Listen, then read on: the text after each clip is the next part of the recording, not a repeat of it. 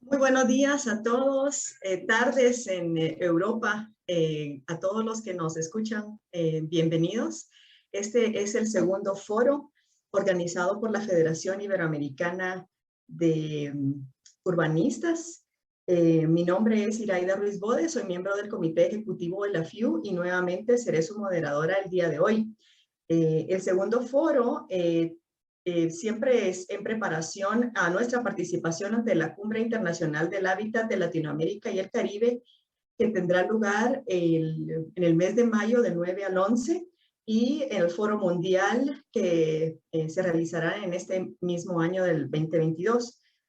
Una vez más, la FIU desea reconocer de manera especial a nuestras asociaciones miembros, a ETU de España, a CIMUS de Iberoamérica, a APU de Portugal, a ABU de Brasil, a Creamos Guate de Guatemala, a CIDITIC en el Ecuador, a Forópolis en México y a UNIAC en Cuba, por su apoyo y sus contribuciones en la organización de estos eventos. Y ahora, para tener una reseña sobre proyectos colaborativos que ha venido desarrollando la asociación, la Federación de Urbanistas, vamos a darle la palabra al representante de la FIU ante diferentes organizaciones en los últimos años, al señor John Etherington, quien ha sido encargado de relaciones externas entre la FIU y además es miembro de la Asociación Española de Técnicos Urbanistas. Por favor, John, vamos a... bueno, antes, perdón, de pasar a darle la palabra a John, como ustedes recordarán, tenemos el día de hoy una agenda muy interesante. Tenemos de parte de John una exposición sobre el estado de la profesión urbanista. Tenemos a nuestro primer panelista, Carlos Varillas, de Techo Guatemala.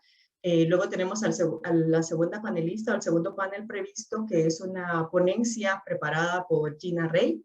Luego vamos a tener la oportunidad de una discusión, preguntas a los panelistas y finalmente tendremos una intervención del comité organizador de la Cumbre Internacional del Hábitat en Latinoamérica y el Caribe, y vamos a dar entonces el cierre a nuestro foro.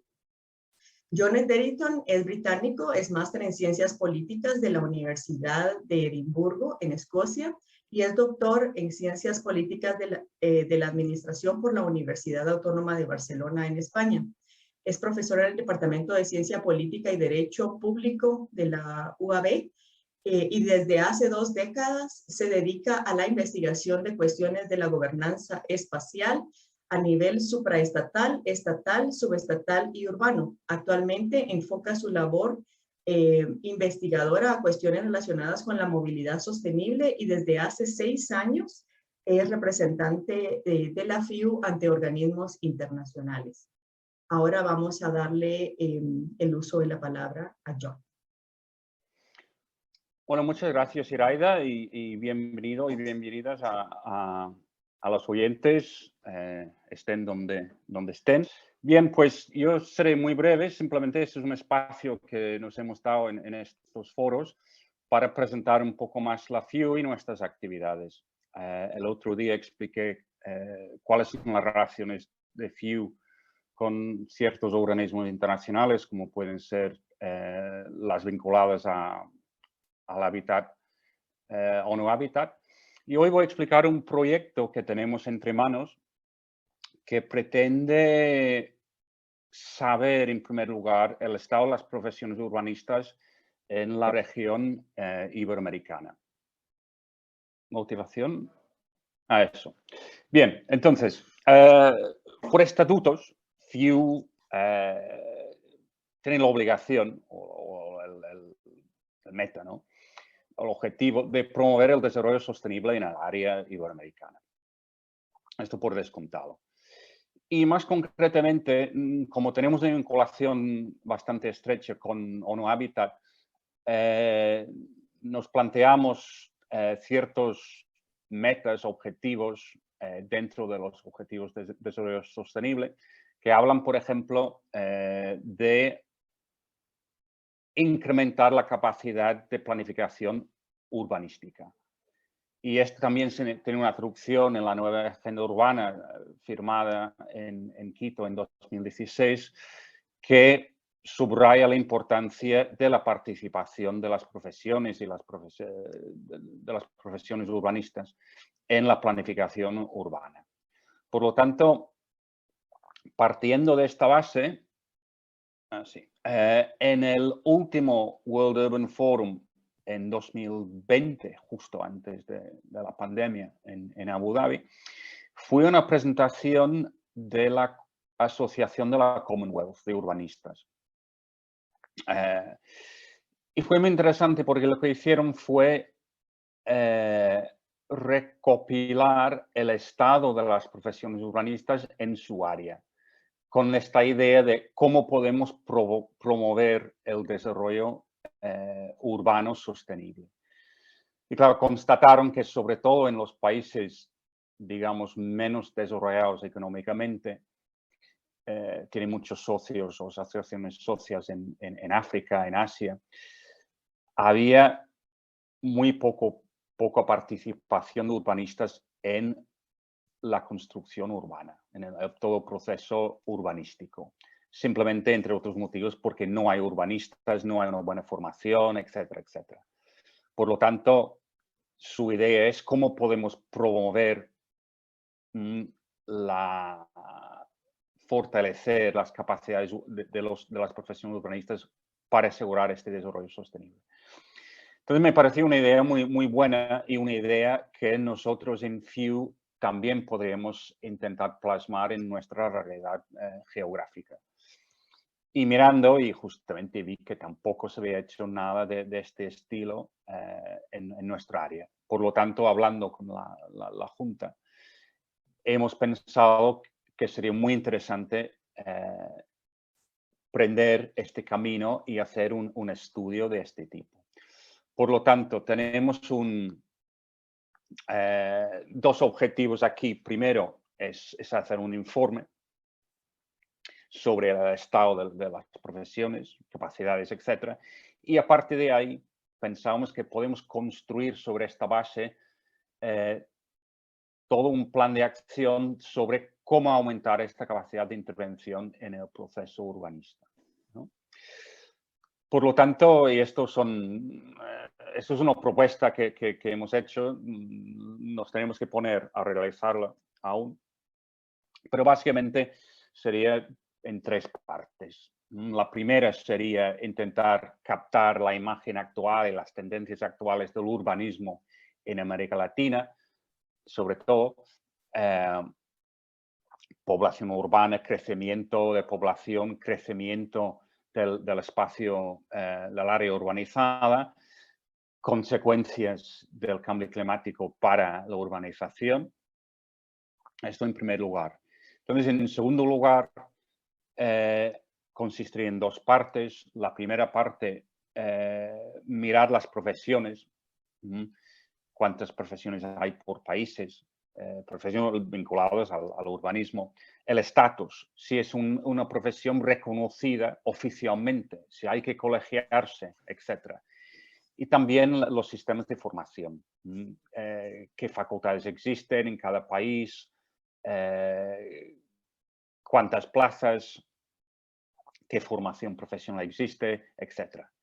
Y en tercer lugar, yo creo que esto es un gran elemento de valor añadido, sería hacer una encuesta a los urbanistas de la zona, porque FEW justamente tiene esto, tiene la capacidad de llegar a estas personas y al fin y al cabo es su opinión que a ellos va dirigido el estudio, cómo aumentar su capacidad. Por lo tanto, en tercer lugar, la idea sería identificar las opiniones de estas personas, su papel, por ejemplo, de percepción de su papel en el proceso de planificación urbana, y saber de ellos y de ellas cuáles son los mayores retos para el urbanismo en sus zonas.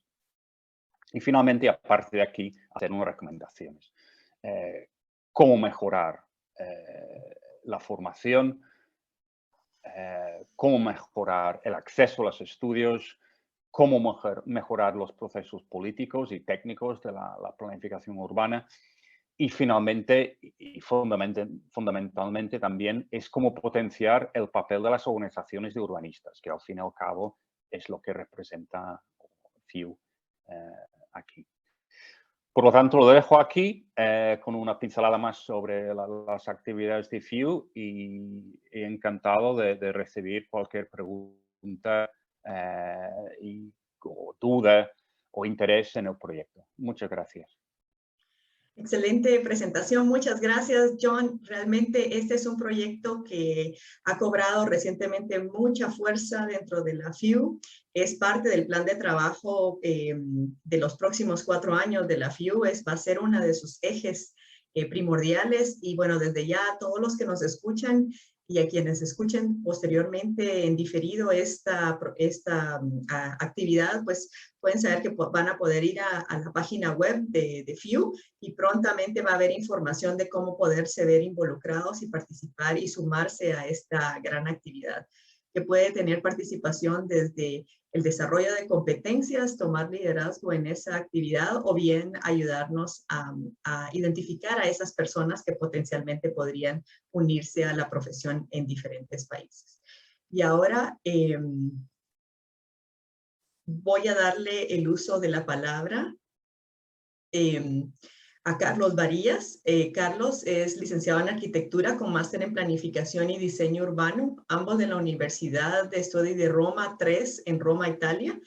Ha recibido capacitaciones sobre políticas de vivienda, gestión urbana y ordenamiento territorial con el Lincoln Institute, la CEPAL, el CRIS de Corea del Sur, el ICLPS de Taiwán y el DNP en Colombia.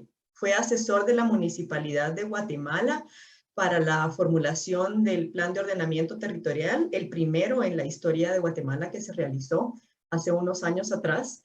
Se desempeñó como director de Ordenamiento Territorial y Desarrollo Urbano en la Secretaría General de Planificación Económica de Guatemala. Fungió como viceministro de Vivienda del Ministerio de Comunicación, Infraestructura y Vivienda. Actualmente es consultor asociado del Grupo Innovaterra.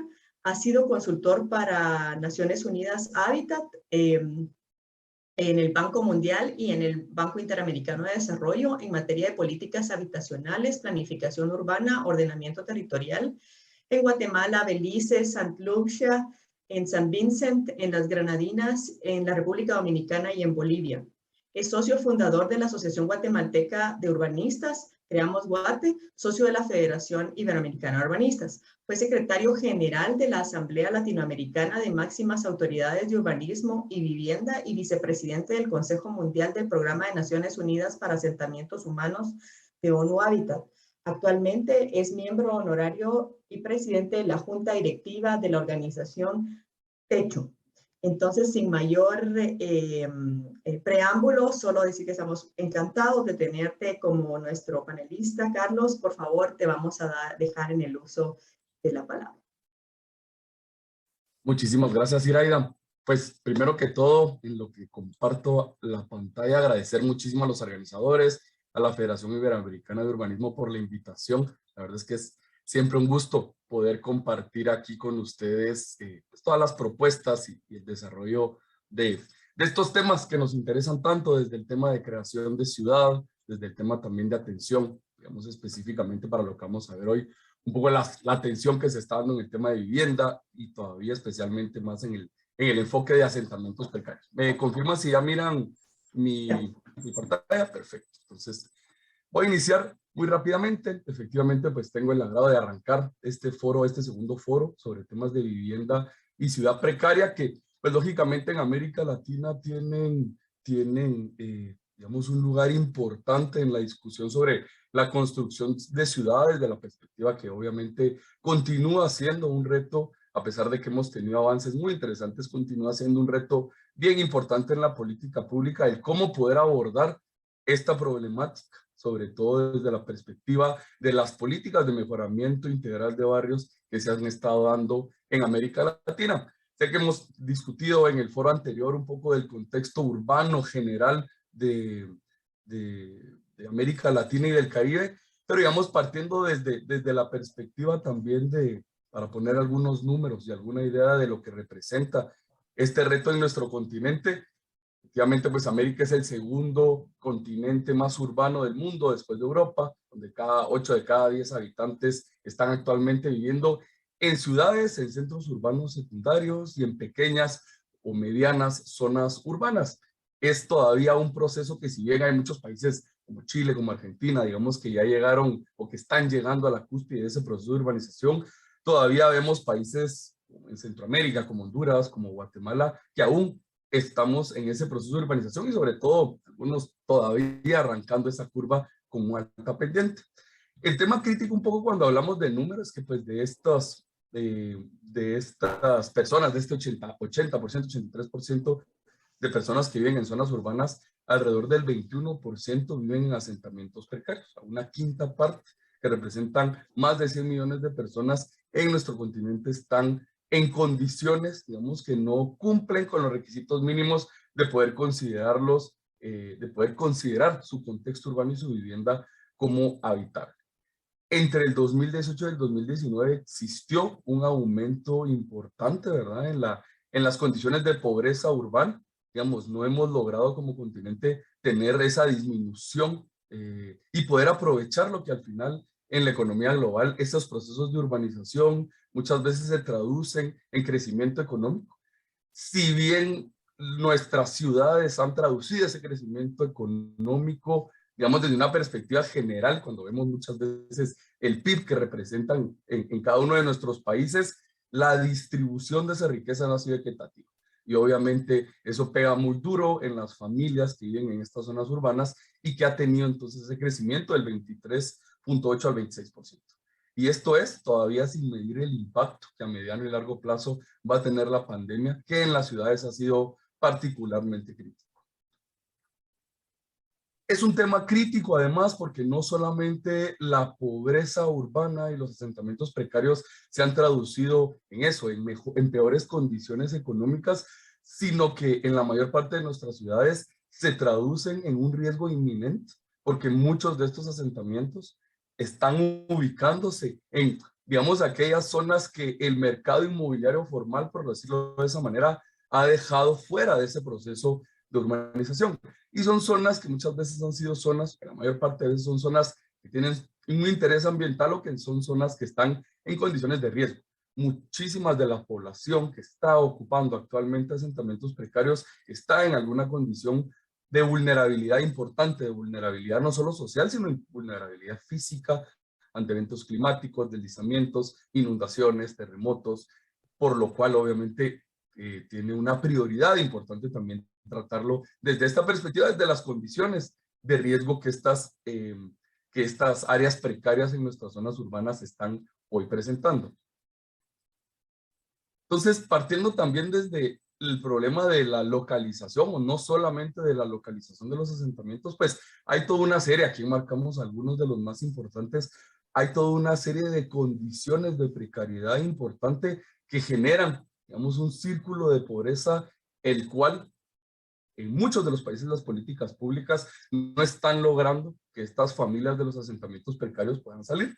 Obviamente se encuentran en los entornos más pobres de la ciudad, no solamente en los cinturones, como en algunos casos, sino que también adentro de estos espacios remanentes que no han sido ocupados por el mercado formal, generan entonces esos círculos de pobreza que además se alimentan también, como pasa en muchos de nuestros países y nuestras ciudades, de la vinculación con redes de violencia, con redes delictivas, con temas de conflictividad importantes también, obviamente derivado de esa segregación social que existe muy fuertemente entre estos asentamientos y lo que llamamos la ciudad integrada o la ciudad formal.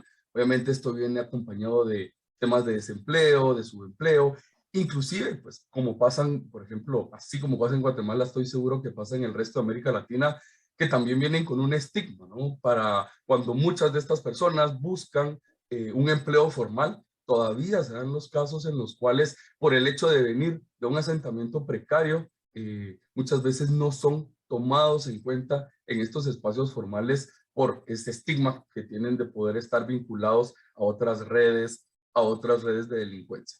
Hay una serie de brechas, obviamente, en temas de acceso público, que eso ha sido probablemente el foco más fuerte, el mejorar un poco la infraestructura.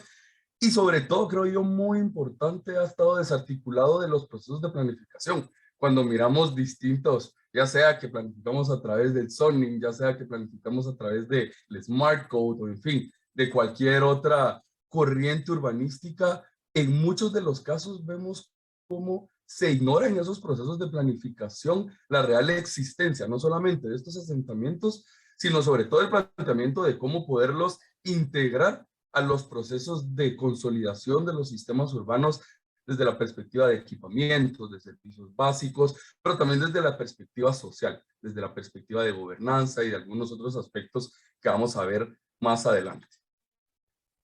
Ese desafío entonces es justamente cómo no solamente logramos incorporarlo al tejido urbano desde una perspectiva de la infraestructura, sino logramos efectivamente poder hacer esa integración social, ambiental, laboral, a todo el sistema urbano que actualmente estamos desarrollando en nuestras ciudades. Que ya no sean solamente esos parches y esos bloques, digamos, que vienen a buscar la cercanía con lo urbano más que todo por un tema de localización.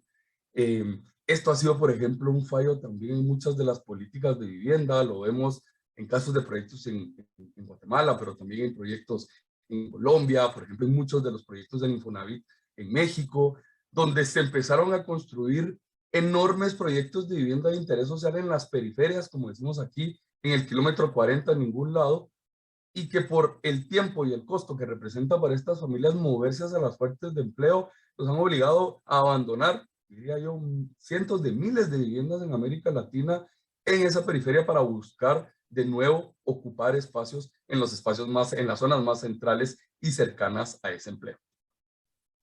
Durante los años 80, los años 90, el enfoque de las políticas de mejoramiento de barrio valga la redundancia, se enfocaron mucho en la creación de infraestructura, ¿verdad? Estos eran los grandes proyectos que podíamos ver desarrollarse en Brasil, en Argentina, en Colombia, en Perú, en fin, donde el foco era, bueno, ¿cómo mejoro las condiciones del contexto urbano desde la perspectiva de le introduzco servicios básicos, meto alguna serie de equipamientos, en algunos casos inclusive hago obras de mitigación de riesgo desde la perspectiva urbana, pero también desde la perspectiva de la vivienda, de cómo poder hacer reforzamiento de vivienda, mejoramiento de esos proyectos de vivienda e inclusive ampliaciones en algunos casos para combatir el hacinamiento, que digamos estaba muy bien el planteamiento de poder invertir en esta infraestructura, pero quedaba lo que vamos a ver un poco más adelante, toda esa parte del software, ¿verdad? De cómo integro a la comunidad, cómo genero mejores condiciones económicas para acceso a empleo,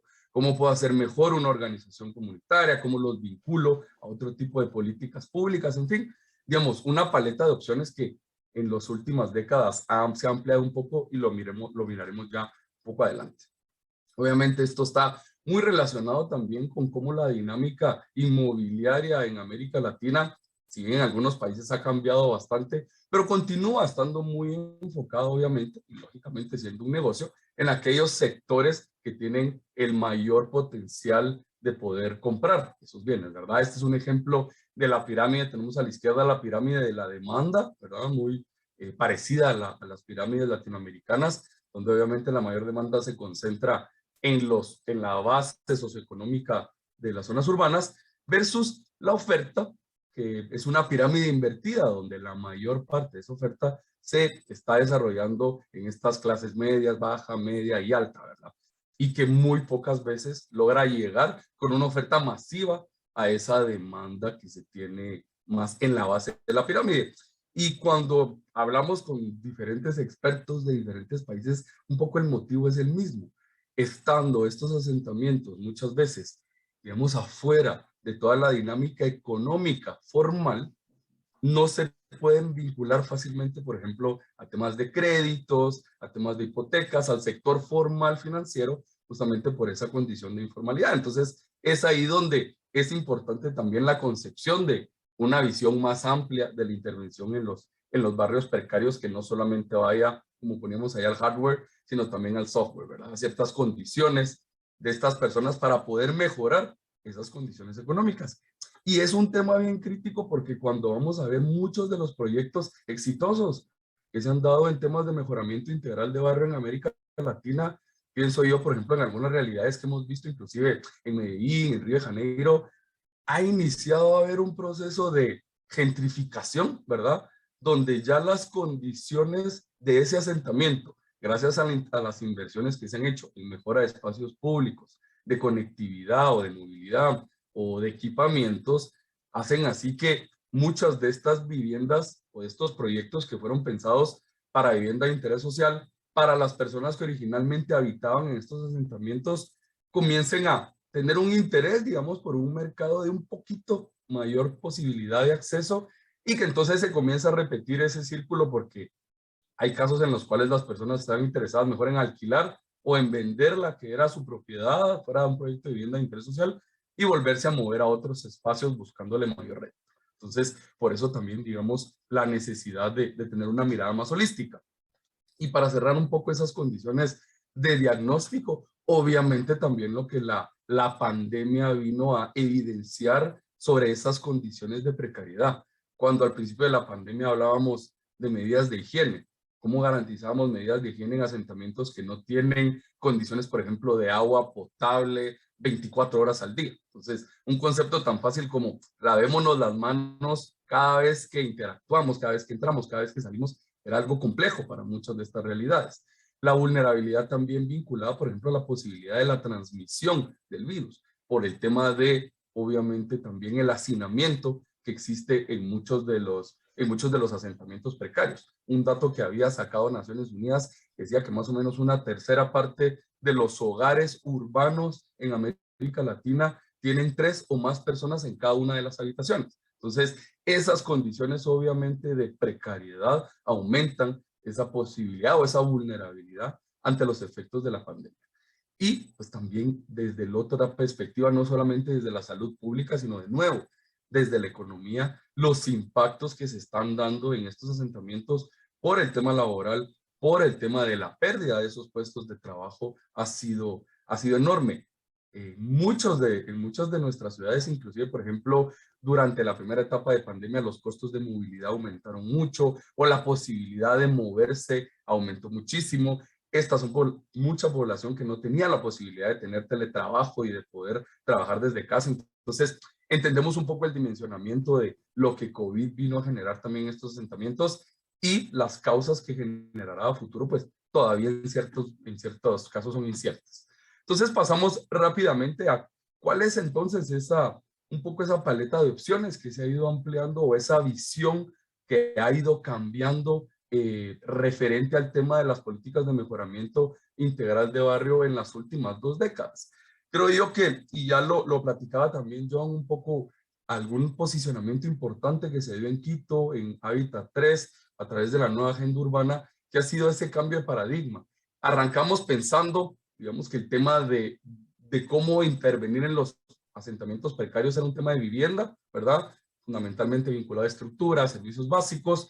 Luego se tuvo ya una visión un poco más amplia sobre esa condición también importante del contexto urbano, ¿verdad? De la localización, temas importantes como el tema de la tenencia de la tierra que ha ido mejorando en muchos espacios y la vinculación a sistemas de transporte.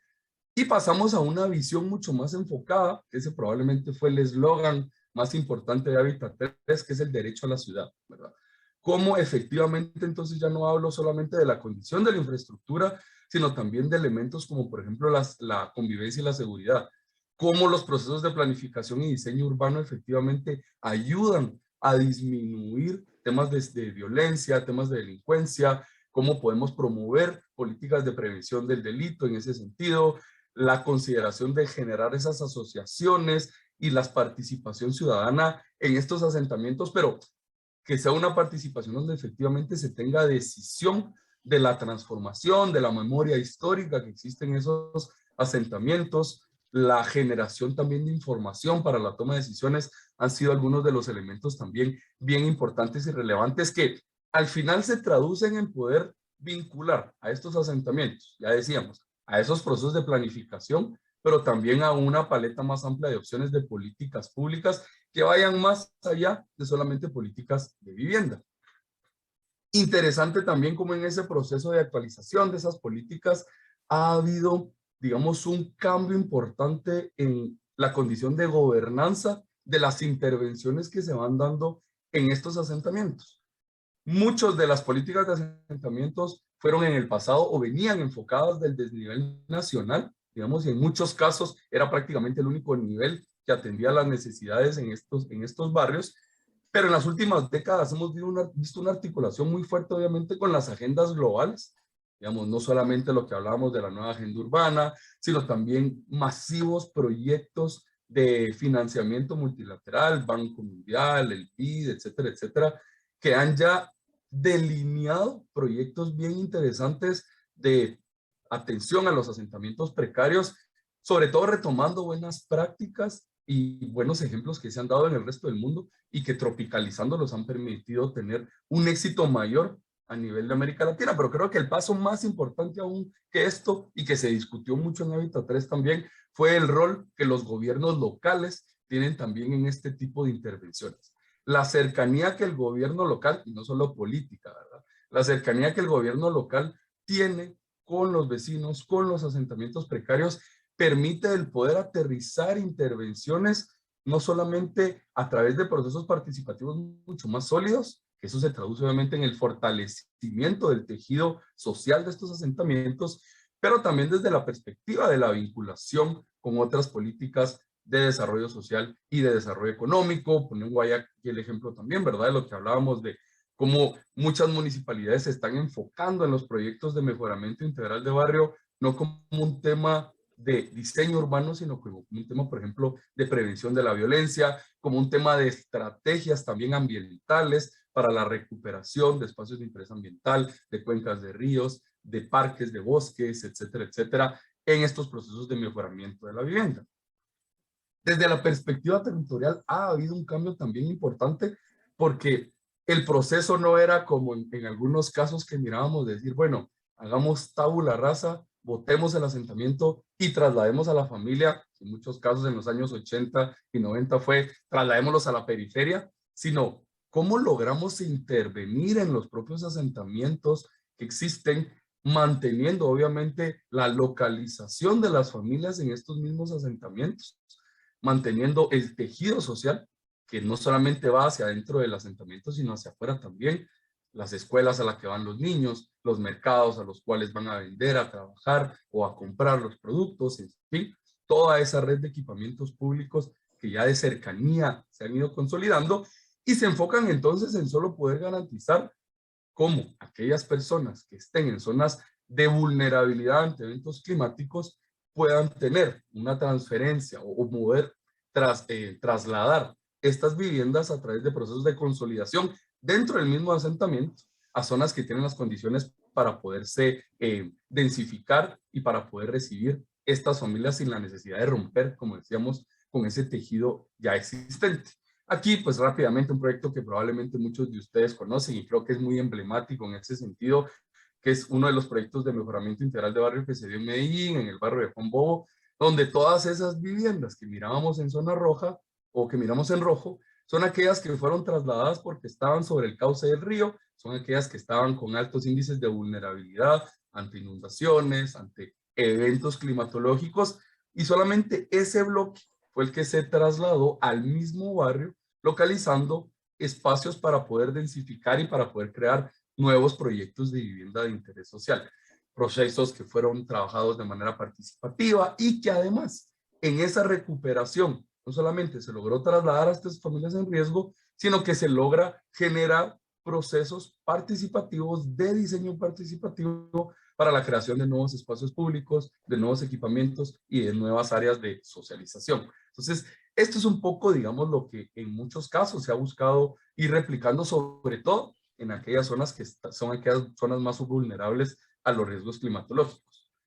Además, se han incorporado nuevos lineamientos desde la perspectiva de ese tipo de atención. Voy a acelerar un poco que me voy quedando sin tiempo.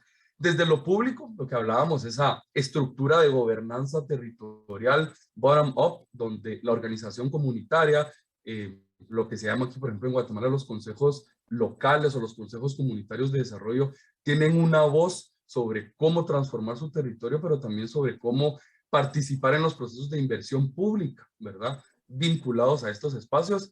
el enfoque de salud pública, no solo de infraestructura, el enfoque de salud pública que se ha dado en muchos de estos procesos de asentamiento, mejorando las condiciones de habitabilidad y de salubridad, pero también la vinculación con procesos de desarrollo y la incorporación también en esos procesos de planificación, de ordenamiento territorial, de diseño urbano, que a diferentes escalas se logran dar a través de, por ejemplo, la creación de planes locales de ordenamiento territorial, de planes maestros trabajados con las comunidades, que entonces ya define líneas de política pública y de intervención de manera participativa. Pero muy importante sobre todo la incorporación de los lineamientos desde las comunidades. ¿Cómo hemos logrado nosotros incorporar el conocimiento práctico que estas comunidades tienen de su territorio y traducirlo en procesos de planificación y de diseño urbano? Entonces, las decisiones no vienen tomadas solo desde la perspectiva técnica, sino también desde la perspectiva social. La vinculación en procesos de economía, generando capacitaciones, generando condiciones para incorporar también a estas familias al mercado formal laboral y poderles entonces de verdad traducir las condiciones de vida de manera mucho más efectiva y obviamente también la diversificación social, la incorporación de la participación de jóvenes, la incorporación desde la perspectiva de la mujer, la incorporación pues de toda una serie de sectores, por ejemplo LGTB también, que están siendo vinculados y atendidos a través de estos procesos participativos mucho más amplios y que ahora más que nunca tienen una voz importante para poder participar en esos procesos de transformación. Y cierro diciendo también que creo yo, sobre todo por el sombrero, la bandera que tengo el día de hoy desde la organización de Techo, que ha sido muy importante también, creo que lo decía John, no solamente la parte de la incorporación de todo ese expertise técnico de las asociaciones, por ejemplo, de urbanistas en el trabajo de los procesos de políticas de mejoramiento integral de barrio, sino sobre también la vinculación cada vez más formal y regular de organizaciones como por ejemplo Techo, que son organizaciones sociales que están enfocadas en poder identificar las condiciones de la precariedad, identificar los motivos de esa precariedad, generar información que sirva para el aparato público, para la toma de decisiones y poder entonces de esta manera generar intervenciones conjuntas, ¿verdad? Entre sociedad civil, sector privado, sector público y comunidad internacional para que el impacto que esas intervenciones que se han dado en los asentamientos tengan al final mejores resultados y que efectivamente pues mejoren esas condiciones de vida de la población sin la necesidad de expulsarlos fuera de las zonas de su tejido social y de su ocupación. Entonces, yo con esto me quedo y agradezco mucho de nuevo el espacio a la FIP. Excelente, muchas gracias, Carlos, te agradecemos mucho tu presentación, muy interesante. Vamos ahora a proceder con la segunda presentación, intervención que teníamos prevista el día de hoy.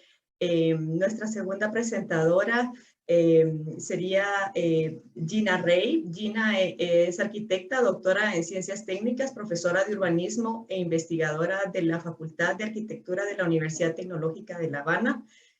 Ha investigado sobre planeamiento y gestión urbana, rehabilitación urbana, desarrollo comunitario, valorización del patrimonio cultural y ha publicado libros y artículos sobre estos temas. Dirigió el Plan Director de La Habana y el Grupo para el Desarrollo Integral de la Capital y es miembro de la Comisión Nacional de Monumentos de Cuba. Recibió el Premio Nacional de Arquitectura de la Unión Nacional de Arquitectos de Cuba, el Premio Nacional de la Cultura Comunitaria del Ministerio de Cultura de Cuba. Ha sido experta para ONU Habitat durante la preparación de la Conferencia Mundial del Hábitat en el 2017. Por situaciones de tipo técnico, Gina, desafortunadamente no vamos a poderla tener en vivo en este momento. Sin embargo, ella preparó su ponencia, la cual vamos a tener el gusto de, y agradecemos grandemente la participación de la urbanista Isabel Cifuentes, quien va a tener a su cargo la lectura de la ponencia de Gina. Por favor, Isabel, muchas gracias. Gracias, buenos días. Bueno, en principio yo agradezco que me hayan permitido leer este script que mandó la autora.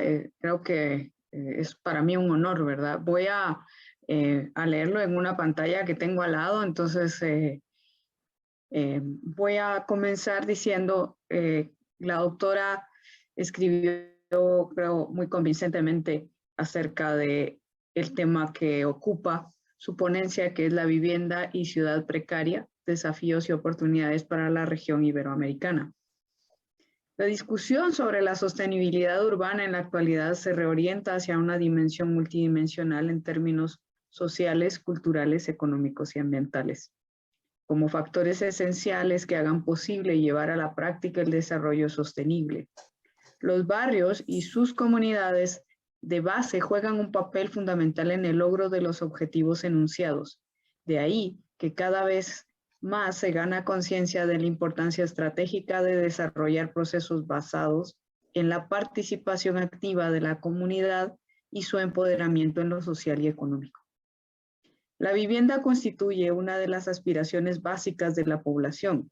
Sin embargo, es paradójicamente una de las necesidades humanas más insatisfechas a nivel mundial.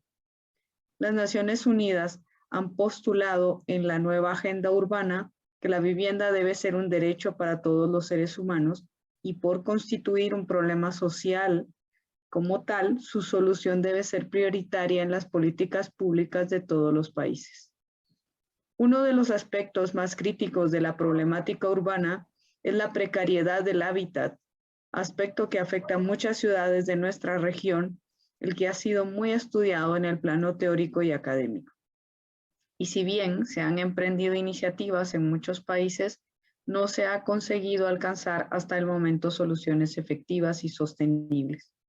La precariedad del hábitat urbano es una de las problemáticas más complejas que enfrentan las ciudades y de más difícil solución, debido a la gran magnitud de recursos que demanda su solución y la insuficiente capacidad de los gobiernos locales para instrumentar formas de gestión sostenibles que permitan darle solución integralmente. Las realizaciones que se han llevado a cabo en numerosos países a través de programas de mejoramiento de la vivienda precaria de carácter nacional o local ha generado insatisfacción en sus resultados por la poca efectividad alcanzada en su realización práctica y en muchos casos al incremento de la precariedad. En el plano teórico, se ha avanzado considerablemente en el estudio de las condiciones precarias de vida en las ciudades, por parte de organismos internacionales, universidades y centros de investigación, las que han abarcado tanto la identificación de sus causas como sus posibles soluciones. Desde el punto de vista espacial, las condiciones precarias de vida se localizan en las áreas centrales antiguas de las ciudades en las que se concentra el deterioro del fondo edificado y de las infraestructuras por su obsolescencia y la falta de rehabilitación.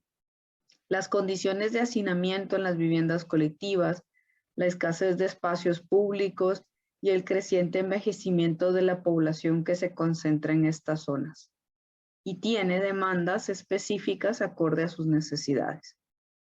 La periferia, en la que coexisten dos tipos de asentamientos. En los primeros predominan los barrios precarios con viviendas, servicios e infraestructuras improvisados y ausencia de espacios públicos. Y los segundos corresponden a las nuevas urbanizaciones construidas por el Estado con viviendas apropiadas, servicios mínimos, con urbanización incompleta, carentes ambos de servicios y espacios públicos de calidad para la población joven predominante. En bolsones de pobreza que se localizan dentro del tejido urbano de la ciudad formal, hay una mezcla de viviendas antiguas con alto deterioro que han sido abandonadas y ocupadas de forma precaria, espacios no habitables y vivienda improvisada, si bien sus dimensiones son menores. En varios países, las autoridades urbanas no reconocieron durante muchos años la existencia de los asentamientos precarios periféricos, pero su crecimiento exponencial determinó que se acometieron los primeros programas encaminados a su mejoramiento y reconocimiento formal.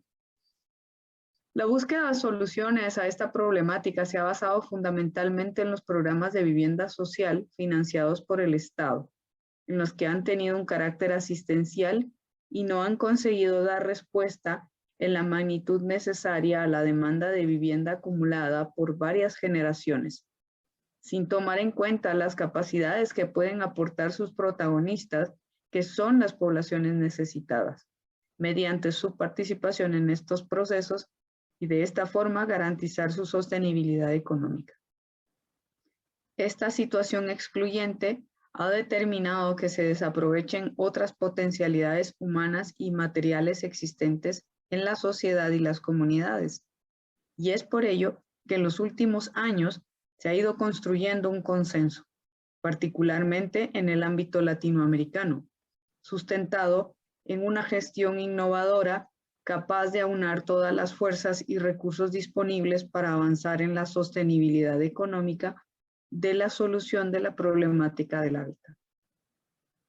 Cada vez se reconoce más que en una problemática de esta magnitud no puede ser resuelta solamente por el Estado o por el mercado, y para su solución deben incorporarse activamente los necesitados, que son muchos, aprovechando la fuerza que significa su participación activa en la solución del problema habitacional, como también otros actores económicos y sociales que pueden aportar sus recursos, experiencia y capacidad de realización.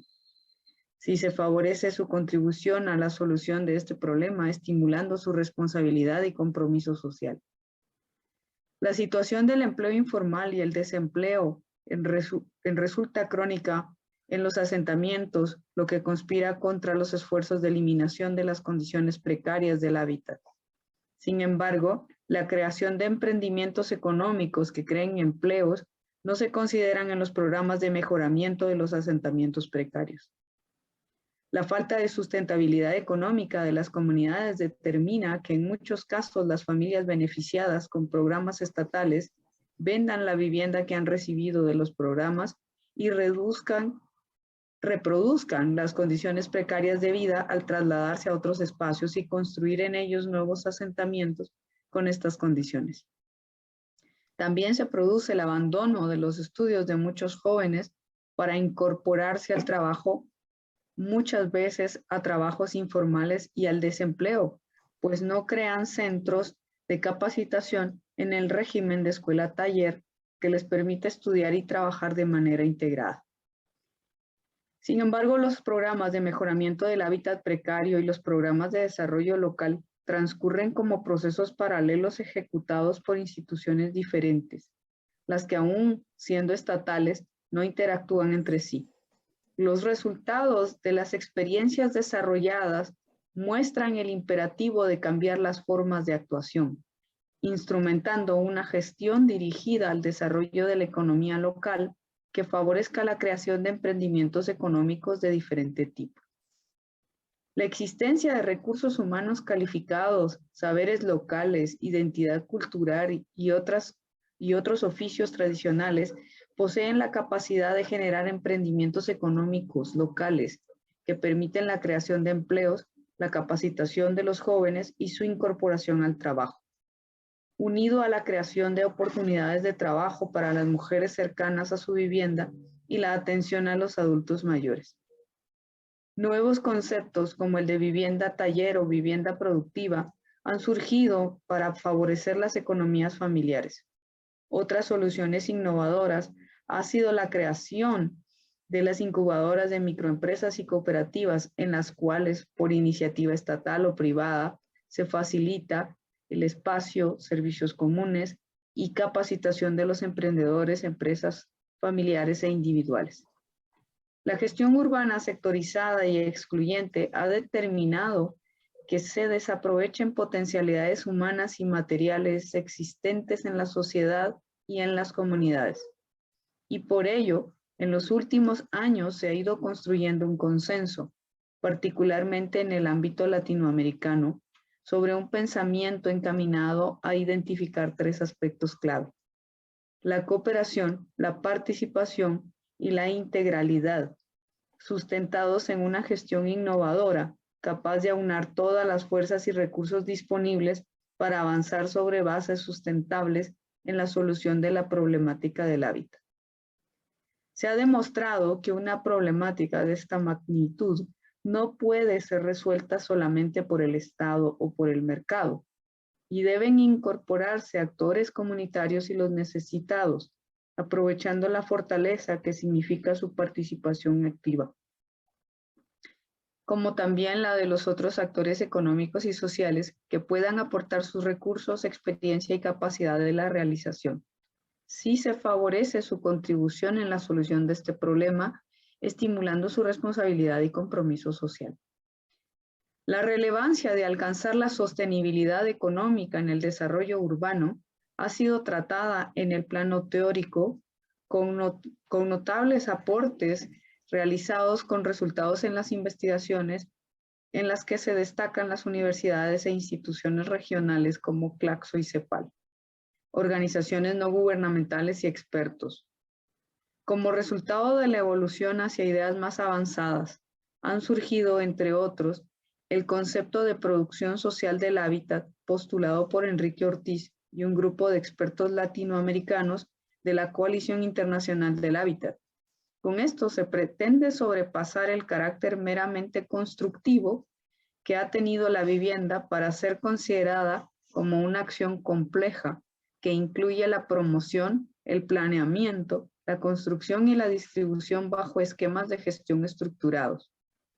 Fernando Carrión ha expuesto que se debía producir una evolución del concepto de producción social del hábitat al de producción social de la ciudad.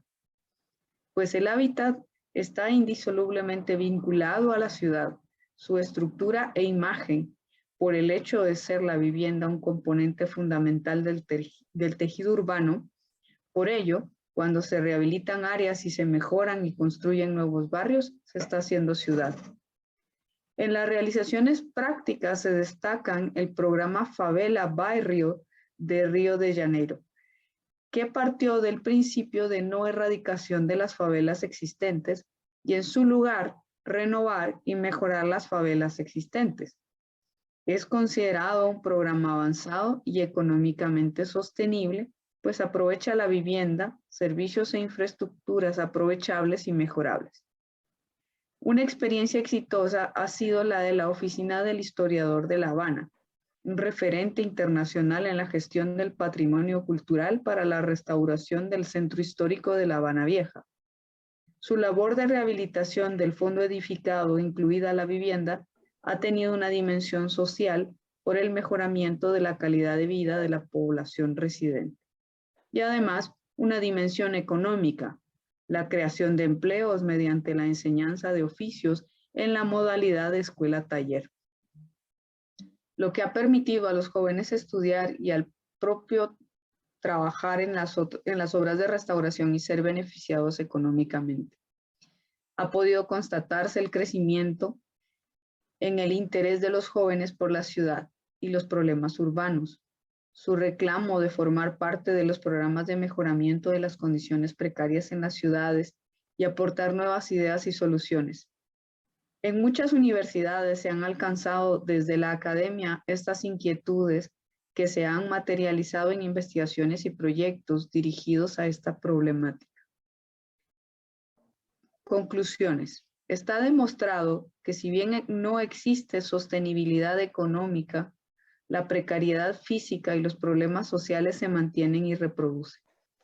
Por ello, para aprovechar plenamente el potencial de desarrollo urbano sostenible, la nueva agenda urbana ha identificado compromisos de transformación mediante un cambio de paradigma urbano basado en las dimensiones integradas e indivisibles del desarrollo sostenible: la dimensión social, la dimensión económica y la dimensión ambiental.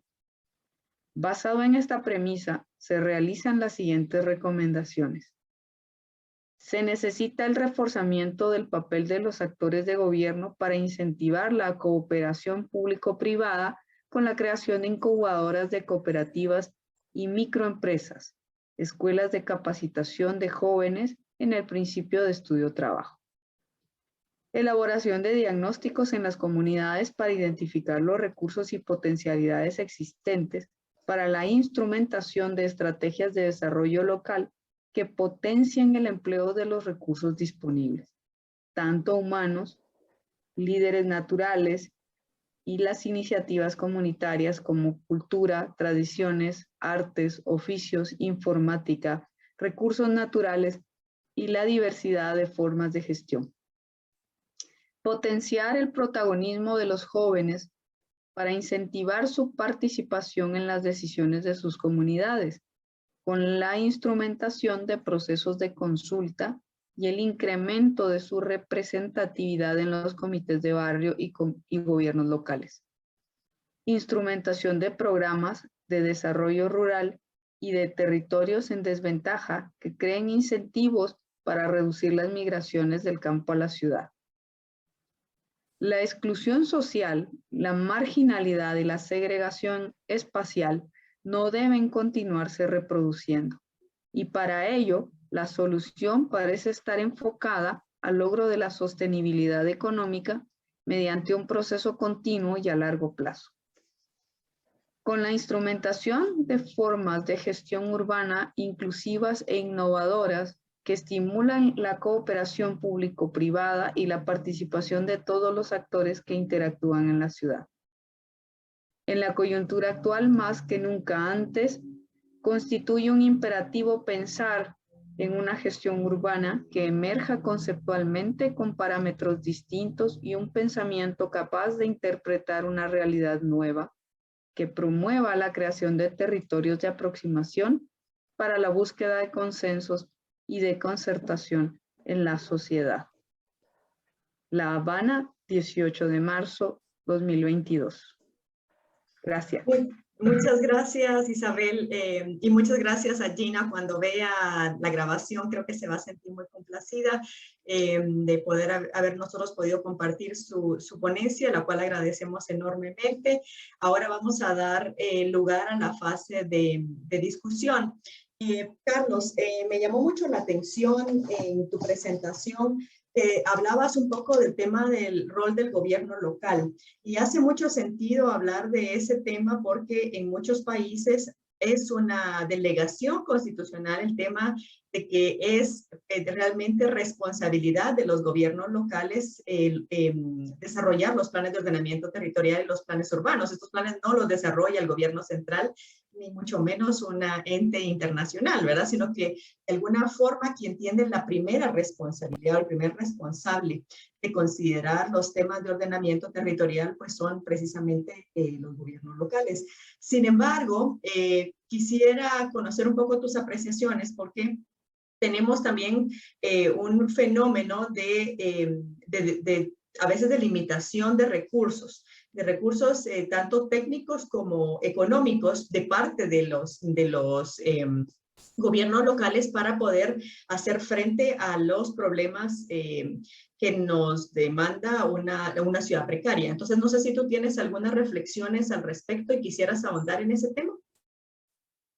Sí, de acuerdo, totalmente de acuerdo contigo, Iraida, y tal vez solo sumando a la complejidad, cuando pensamos en las grandes capitales de América Latina, o en las capitales en general de América Latina, digamos, nos encontramos con municipios que tienen mejores condiciones técnicas y económicas para enfrentar el problema, no suficientes, pero mejores condiciones.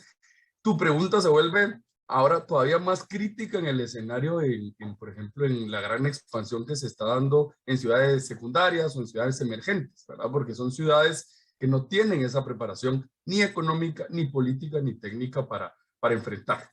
Por eso creo yo que la riqueza del planteamiento está, lo decía también Isabel, en el tema de la integralidad de las intervenciones. Creo yo que el gobierno local, el principal aporte que tiene en este proceso es desde la perspectiva de la cercanía con el vecino, digamos, de esa relación más política, podríamos decirlo, ¿verdad? Que se puede tener desde un alcalde, desde los consejos municipales hacia las comunidades, para poder incorporar a las comunidades desde esa escala en los procesos de planificación, en la toma de decisión sobre el tipo de intervenciones, sobre la decisión inclusive de la inversión pública conjunta que se podría estar desarrollando en ese sentido.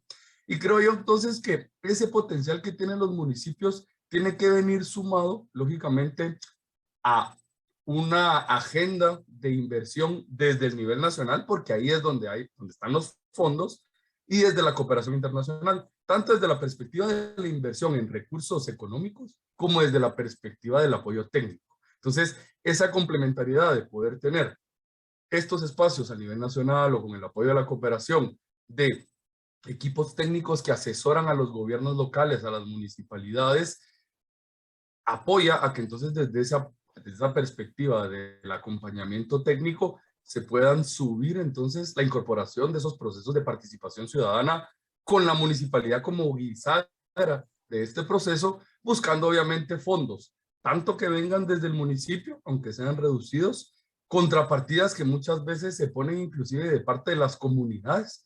Muchos de los proyectos exitosos es donde las comunidades ponen algún tipo de material, la mano de obra, ponen algún tipo de organización comunitaria que permita reducir los costos de las intervenciones y obviamente la inversión masiva que tendrá que venir, como decíamos, del nivel nacional y desde la cooperación internacional. Pero la respuesta corta es justamente esa corresponsabilidad que puede existir entre gobierno nacional, gobierno local y gestión comunitaria. Entonces, la complementariedad, ¿verdad? Muchas gracias, Carlos. Isa, yo quisiera que tú tuvieras una reacción hacia la ponencia de Gina. Sobre todo, me gustaría si pudieras aportar algo más en el tema del enfoque de género. Nosotros conocemos desde la realidad que en la ciudad precaria el liderazgo de las mujeres es bastante significativo y sabemos pues del conocimiento y los estudios que tú has realizado del tipo, incluso desde el enfoque de la gestión del riesgo y la participación de las mujeres también en los temas económicos y productivos. No sé si tú pudieras aportar algo dentro del enfoque que Gina le estaba dando a plantearnos, obviamente que la solución del tema habitacional pasa por también una capacidad de generar, de sostener a las familias. Y bueno, no sé si quisieras ahondar un poco de ahí. Sí, gracias. Bueno, como estadísticamente las mujeres jefas de hogar se encuentran generalmente por debajo de la línea de la pobreza, dado que no es una constante, digamos, pero sí en muchos asentamientos en condición de pobreza, gran parte de los jefes o jefas de hogar son familias uniparentales, pero aquellas que están formadas por jefas de hogar enfrentan otras dificultades en las que tienen niños pequeños, pero además tienen que salir a trabajar.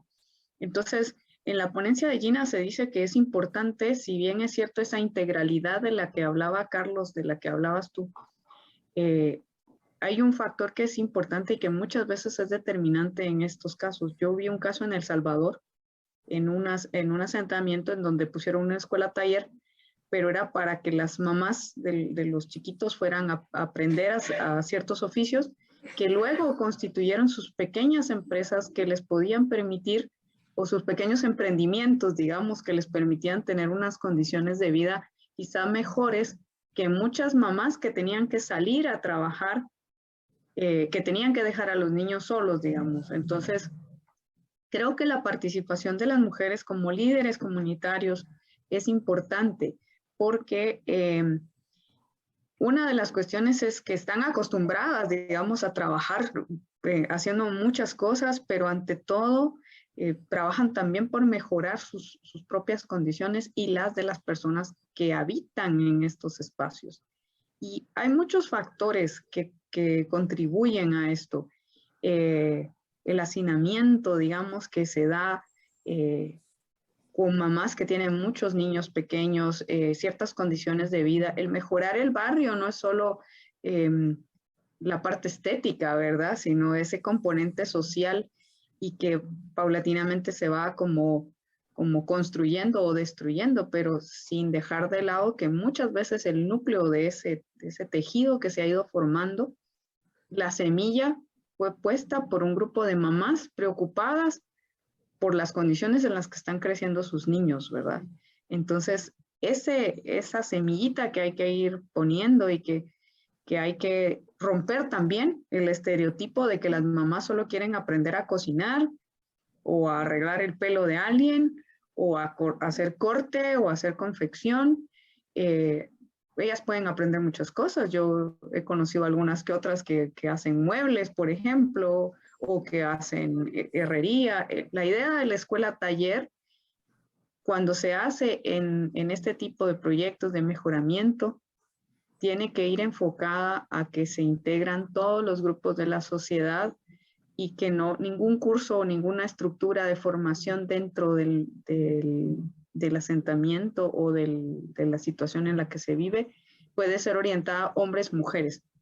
Y muchas veces las mamás lo que hacen es que toman turnos para poder, cuando se hacen proyectos de construcción por ayuda mutua, digamos, en donde las personas ponen su mano de obra, en muchas ocasiones van a ver ustedes mujeres poniendo adoquines. Y no es que sepan, es que ellas llegan y dicen, pues a mí me toca el turno ahorita de las 3 horas que vienen, y ahí aprenden. Entonces, ¿qué sería mejor, digamos, que sean consideradas como parte del equipo de trabajo, quitándose el rol hombre-mujer, o decirle, mira, tú no puedes, tú trae el café y ya, ¿verdad? Entonces, no podemos ser excluyentes en ninguna propuesta. Creo que todas las propuestas de mejoramiento, las mujeres son muy buenas facilitadoras y muchas veces son mejores mediadoras, pero no quiere decir que los hombres sean malos, sino hay muchos hombres con muchísimas capacidades, pero hay que evitar caer en esa trampa de encajar a las personas en un rol hombre-mujer, en esos géneros puestos, ¿verdad? Como no, muchas gracias, Isa. Esto me recuerda mucho una evaluación que se hizo hace algunos años sobre el fracaso de los programas de asistencia al desempleo en Estados Unidos para mujeres viviendo bajo condiciones de pobreza, que perdieron sus viviendas de interés social a las cuales habían aplicado y que trabajaron muchos años para obtener el acceso a este beneficio y sin embargo lo perdieron cuando llegó el siguiente bebé. El tema aquí es que creo que hay sí hay unas necesidades especiales para las mujeres jóvenes que están en edad reproductiva y que están reproduciendo familias y que están creciendo familias con niños pequeños. Porque el problema era que el pago del daycare era más alto que el salario que podía haber percibido trabajando como una mesera en un restaurante. Conocía la relación de costo-beneficio. Salir del welfare o salir del apoyo de estar desempleada le significaba más costos porque el salario al que podía acceder era un salario pues muy mínimo. Entonces, sí, el tema aquí, el desafío es, creo yo, que dentro de esa diversidad y esa integralidad que hemos estado discutiendo, ¿verdad?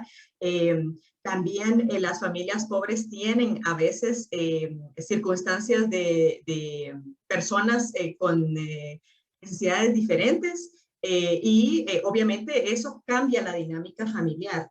Entonces, el tema creo yo acá, que yo creo que ha sido muy bien explicado de parte de ustedes, es el asunto de la ciudad precaria, que tenemos que verla así como una ciudad, no es un problema únicamente de vivienda, y que el problema de vivienda pasa también por una situación de creación de ciudad, de creación de condiciones de manera integral para las familias. Y que sí existen algunas diferenciaciones. Me pareció muy valioso lo que nos planteaba Gina, como por ejemplo en las viviendas deterioradas en los centros históricos o las áreas de áreas antiguas o históricas que han venido deteriorándose, el tipo de población. Ella hablaba de pobreza en la tercera edad. Y también hablábamos en los asentamientos humanos en los asentamientos precarios casi siempre los asociamos con familias jóvenes que están comenzando un núcleo familiar, que entonces la pobreza tiene una manifestación también etaria. Entonces, digamos, el tema género, el tema edad, el tema étnico, los temas de condiciones físicas, pero esa multidimensionalidad social de la población, la gran importancia que ha estado cobrando, y eso nos lleva nuevamente a esta discusión sobre las profesiones, ¿verdad? Entonces, Carlos, quisiera que te pudieras referir un poco al tema de las colaboraciones transdisciplinarias que son necesarias para poder dar esta asistencia, esta atención a estos proyectos. Tú como empresario que trabajas en una firma de urbanistas y que brinda servicios de esta naturaleza, y en tu caso, Isabel, como investigadora y profesora y que ves qué perfil de personas están llegando a las aulas, quisiera que se refirieran un poco a cómo las necesidades que van surgiendo para dar esas atenciones a los clientes que servimos, ¿verdad? Que son las poblaciones que nos piden y que necesitan de nuestros servicios. cómo, por lo menos desde tu empresa, has enfocado el llenar esas necesidades para, digamos, de esta colaboración de diferentes disciplinas, de diferentes profesionales. ¿Cómo lo enfocan ustedes y cómo has visto que otras firmas también lo están haciendo y en dónde nos estamos quedando, qué nos está haciendo falta? Y desde el punto de vista, después Isa, en las investigaciones que se están realizando, en los datos que se están generando y en la labor propiamente docente, si te pudiera referir a eso, por favor. Gracias, Iraida. Sí, efectivamente, creo yo que el cambio del paradigma ahora en estos procesos de planificación va sobre el tema de la multidisciplinariedad. Definitivamente los retos son tan amplios, las aristas a las cuales tenemos que atender en estos asentamientos son tantas que es necesario poder tener todos esos enfoques distintos. Digamos desde nuestra experiencia, no a modo de receta de cocina, ¿verdad? Pero un poco viendo por lo menos algunas de las variables más importantes. Yo te diría que nuestro punto de partida es siempre lo que nosotros denominamos en nuestros procesos como lo no negociable. Lo no negociable es el poder entender desde un proceso, por ejemplo, de planificación de barrios precarios, es poder entender la condición de vulnerabilidad de los territorios. En ese sentido, nosotros hemos echado mano muy fuerte de la tecnología. Trabajamos con un grupo importante que tenemos de expertos en sistemas de información geográfica, de expertos en modelación también, ¿verdad? De las condiciones de vulnerabilidad, de temas de riesgo, donde mezclado, por ejemplo, con temas de fotos satelitales, de tecnologías LiDAR, de toda una serie de elementos, logramos hacer un cruce para poder partir desde la perspectiva de decir, bueno, estos espacios no deberían de estar siendo ocupados porque es un riesgo latente ante la vida de las comunidades. Entonces, ese siempre es nuestro punto de partida, garantizar esa protección de la vida. En ese proceso de incorporación, lógicamente, también estamos muy relacionados con expertos en temas, con expertos sociólogos, ¿verdad? Con expertos también en temas de procesos participativos. Muchas veces los urbanistas a veces nos cuesta un poco salirnos de lo que sabemos que probablemente o técnicamente es la mejor solución a poder abrir la mente a lo que socialmente pueda ser la mejor solución, que probablemente a veces o políticamente pueda ser la mejor solución que choca con la propuesta técnica. Entonces, tener esa expertise desde fuera, desde la perspectiva de la sociología, desde la perspectiva inclusive de la comunicación social, de cómo poder plantear el proceso participativo y no solo el cómo, sino también en qué momento poder llegar en estas comunidades y qué tipo de información poder socializar, nos ha obligado a generar, digamos, una línea de trabajo muy enfocada sobre esa dinámica. La tercera, te diría yo, bien importante también es la incorporación de las ciencias económicas, ¿verdad?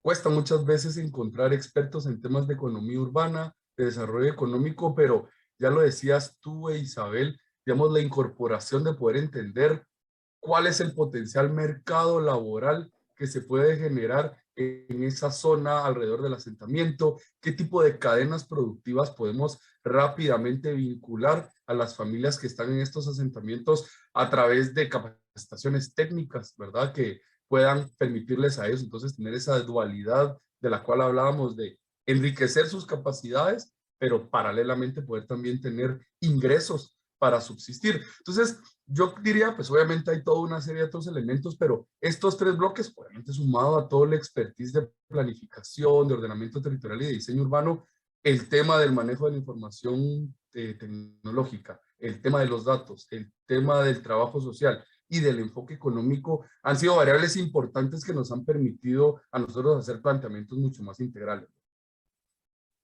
Excelente, muchas gracias. Y a ver, Isa, desde la visión de la academia. Yo estaba haciendo ahí unas notitas. Es importante que, por ejemplo, en los cursos que se dan sobre planificación, a veces se deja fuera esa parte integral. Y hay algo que se ha descuidado mucho y se llama seguridad ciudadana. Creo que parte de en todos los procesos debe existir alguien que pueda mediar en estos conflictos de índole social que van más allá de la antropología o de la psicología, incluso no tiene que ver tampoco con el derecho, ¿verdad? Porque también como un equipo multidisciplinario, yo diría, hay que tener un antropólogo, hay que tener un psicólogo o psicóloga, hay que tener un ambientalista que no necesariamente va a ser un agrónomo o un agrimensor, digamos, sino que puede ser alguien que tiene conocimiento de cómo es el ambiente urbano, digamos. Planificar sobre un espacio que nunca ha sido construido no es lo mismo que planificar sobre un asentamiento que ya fue dañado, que probablemente está, como mencionaba Carlos hace un rato, en la ribera de algún río, o es una ocupación que se dio en un barranco o en una pendiente muy pronunciada, que de hecho son espacios que son considerados no habitables por las personas, pero están siendo ocupados. Entonces, en ese proceso hay que tener en cuenta que hay que tener, lo que decía la ponencia de Gina, tener en cuenta los líderes jóvenes, pero también algo que tú mencionaste y es importante tener en cuenta los adultos mayores. Cada vez vamos a ver más adultos mayores viviendo solos, ¿verdad? Y no, esto no excluye que vivan en condición de pobreza, probablemente son personas que han trabajado toda la vida en actividades económicas que no les representan una pensión al final, o las condiciones no les permiten tener un ahorro al final de su vida, y viven en estos asentamientos en una condición más allá de lo precario, ¿verdad? Entonces, hay que tener en consideración que también hay que, dentro del equipo, hay que tener profesionales de la salud, fisioterapistas, médicos, geriatras, pediatras, o sea, involucrar diferentes gremios tal vez, no tanto como profesionales propiamente, pero sí gente dedicada al cuidado de la salud comunitaria en atención primaria, un pedagogo, por ejemplo, la forma como se educan los niños en los primeros años, digamos, no necesariamente va a ser como están en una educación privada, como en la educación pública y este tipo de cosas, ¿verdad?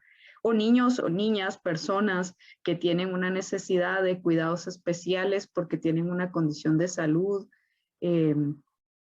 los problemas de índole social, ¿verdad? Que pueden ayudarnos mejor a hacerlo un sociólogo. Yo conozco una profesional que es socióloga, es psicóloga y además es abogada.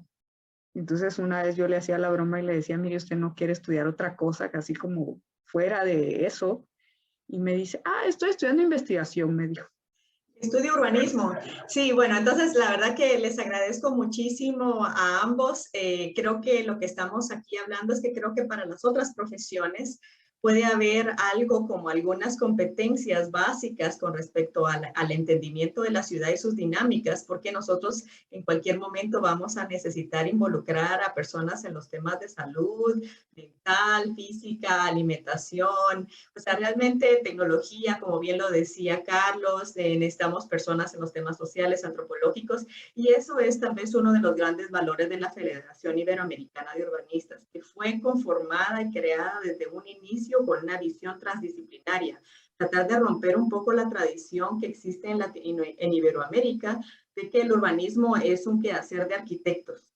En algunos países van más avanzados que nosotros en ese tema, pero nosotros tenemos una deuda pendiente. Entonces no se trata, a lo mejor tal vez las otras profesiones no desean sacar una maestría en urbanismo, pero quizás sí desean sacar una certificación que demuestre que pueden participar activamente contribuyendo desde su disciplina en la creación de planes de desarrollo a diferentes niveles, ¿verdad? Ya sean estos planes parciales, planes maestros, y bueno, esto creo yo que es y crear grupos de interés en diferentes disciplinas. Hemos hablado del tema legal, hemos hablado del tema social, hemos hablado del tema tecnológico.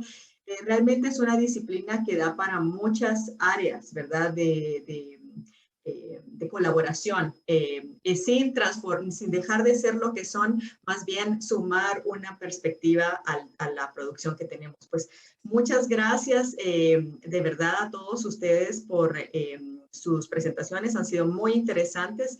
Hemos llenado nuestro objetivo, que es prepararnos, ¿verdad? Con estas ponencias e ir sumando a ese constructo colectivo que estamos tratando de generar, para definir la posición que vamos a llevar como federación al Foro Mundial y también en ruta pues al foro, a la Cumbre Internacional del Hábitat. Ahora vamos a invitar, se comparte. Vamos a invitar a todos a que nos acompañen en el próximo foro que tendremos previsto para el próximo lunes 28 de marzo a la misma hora. El tema del tercer foro va a ser movilidad urbana. Tenemos muchas expectativas con respecto a este foro. Van a participar nuestros ponentes invitados, son Carla Hermida, vicepresidenta de Civitic Ecuador, y tenemos al actual presidente de la Federación Iberoamericana de Urbanistas y miembro de ACIMOS Iberoamérica, Pau Avellaneda. Y vamos a estar esperándolos acá y muchas gracias el día de hoy por su atención. Nuevamente agradecemos a nuestras asociaciones miembros que han tomado el liderazgo y que han contribuido de manera directa a estos eventos e invitamos a otras asociaciones miembros que se nos sumen en estas actividades. Realmente han tenido una acogida importante y nosotros esperamos que continúen contribuyendo para las siguientes actividades que vamos a estar desarrollando. Sin más, pues yo agradezco mucho a todos su presencia el día de hoy y estamos en contacto en la próxima reunión la próxima semana. Hasta pronto.